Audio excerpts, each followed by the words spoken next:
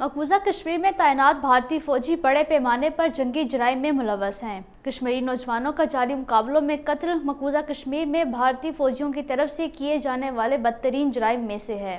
5 अगस्त 2019 के बाद मोदी की ज़ेरे क़यादत रियासती दहशतगर्दी में कई गुना इजाफा हुआ। मोदी की क़यादत में भारत जर्मन न्याज़ियों की तरह हिंदू तवाफ़ फस्ताई रियासत बन चुका है। इंसानी हकूक़ की बैन-अक़वामी तंजीमें मकबूजा कश्मीर में भारतीय जंगी जराइम को दस्तावेजी शक्ल भी दे चुकी हैं। ये वक्त है कि आलमी अदालत इंसाफ में मोदी और उसके हवारियों को बेगुनाह कश्मीरियों के खिलाफ जंगी जराइम का इर्तिकाब करने पर मुकदमा दर्ज किया जाए।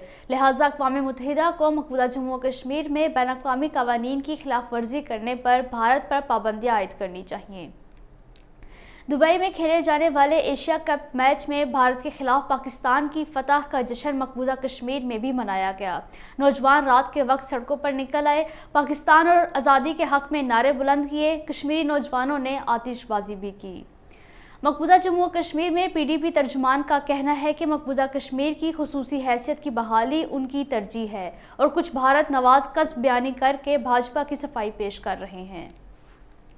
मकबूजा जम्मू कश्मीर में जारी तहरीक आज़ादी के मास्टरमाइंड मारूफ सहाफ़ी, दानिश्वर, वकील और कश्मीर मीडिया सर्विस के साबिक एग्जीक्यूटिव डायरेक्टर शेख तजम्मुल इस्लाम की आज पहली बरसी है। वो 1 माह से ज़ायद अरसे तक कोरोना वायरस का शिकार रहने के बाद गुज़श्ता बरस आज ही के दिन अल्लाह को प्यारे हो गए थे। भारतीय रियासत तेलंगाना में भी मुसलमानों को उत्तर प्रदेश, कर्नाटक, गुजरात और दीगर रियासतों की तर्ज पर हिंदू इंतहा पसंदों के हाथों बड़े पैमाने पर हरासानियों का सामना है।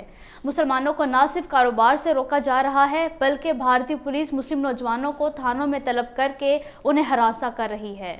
इंटरनेशनल पीस रिसर्च इंस्टीट्यूट की रिपोर्ट में इंकशाफ किया गया है कि भारत गुज़श्ता 10 वर्षों में जंगी हथियार खरीदने वाला दुनिया का सबसे बड़ा मुल्क है। भारत ने $100 अरब से ज़ायद रकम हथियारों की खरीदारी पर सर्फ की।